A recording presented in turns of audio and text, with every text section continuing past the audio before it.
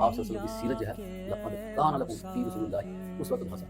قرآن مجید میں اللہ تعالیٰ نے یہ فرمایا البتہ تحقیق آپ صلی اللہ علیہ وسلم کی زندگی تمہارے لیے بہترین ہونا ہے۔ تو آپ صلی اللہ علیہ وسلم نے بڑی ہی ہلکی پھلکی زندگی گزاری ہے، بڑی ہی لائٹ زندگی گزاری ہے، اوور برڈن سے منع بھی کیا ہے اور اوور برڈن کیا بھی کیا۔ تو ہمیں بھی اللہ کو کام کرنا چاہیے اور دھیرے دھیرے چلتے رہنا چاہیے۔ دھیرے دھیرے چلنے کا کیا فائدہ ہے کہ انسان منزل پر بھی پہنچتا ہے اور تھکتا بھی نہیں۔ ہمارے یہاں تکان ہو جاتی ہے، لوگ جو ہے پیدا ہو جاتے ہیں اور اللہ نہ کرے بہت سے معاملات میں لوگ سوسائڈ کی طرف بھی چلے جاتے ہیں۔ محترم بڑے ہی فکر کی بات ہے کہ ہم مسلمان ہیں لیکن ہم جا کہاں رہے ہیں ابھی تک، اس کا بھی ہمیں سمجھ نہیں آ رہا اور ہماری زندگیاں جو ہے بغیر ایجنڈے کے چل رہی ہیں، پتہ ہی نہیں ایجنڈا کیا ہے، کیسے کلیئرنس کروانی ہے، کیسے اچیومنٹس لینی ہے۔ نہ دنیا کی اچیومنٹس نظر آ رہی ہیں اور نہ آخرت کے بارے میں ورکنگ ہو رہی ہے۔ اتنی افسوسناک بات ہے کہ مختصر زندگی کو ہم نے عجیب عجیب وسائل میں جا کر زندگی کا مزہ کرکرا کر لیا ہے، اور جب ہمیں وقت ملتا ہے تو ہم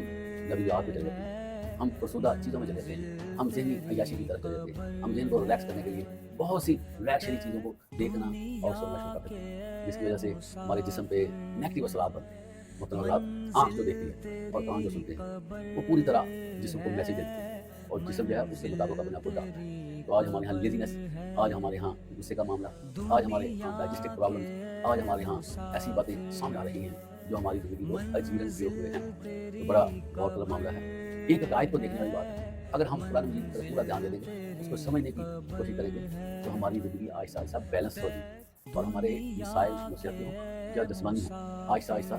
دفاع ہوتے جائیں گے۔ ہماری زندگی میں آسودگی آ جائے گی، ہم کمفرٹ زون میں چلے جائیں گے اور اپنے آپ کو ریلیکس رکھیں گے۔ تو یہی زندگی ہے، اللہ بھی یہی چاہتا ہے، ہمارے نبی بھی ہمارے لیے آسانی چاہتے ہیں۔ تو ہمیں کیا پڑی ہے کہ ہم خام خواہ الجھتے رہیں، اپنے آپ کو انگیج کرتے رہیں اور بعد میں پیچھے دیکھیں تو ہمیں نظر نہیں۔ آج آپ گھروں میں دیکھ لیں، بندے کی ورکنگ دیکھ لیں، پھر اللہ نہ کرے اولاد کی طرف سے اس کا رسپانس دیکھ لیں، آپ کتنی محنت کرتے ہیں، آپ کی اولاد آپ کو کتنا رسپانس آتی ہے، گھر میں کیا ہے، بندہ پھر فیڈ اپ ہو جاتا ہے، کہتا ہے میں نے کیا کیا، میں نے اتنی اسٹرگل کی، مجھے کچھ نظر نہیں آیا۔ تو پہلے آپ نظر دیکھ لیتے، نظر سے دیکھ لیتے تو اس میں حقیقت، بعد میں جو ہم نے کہنا کہ یہ کیا ہو گیا۔ محترم حضرات،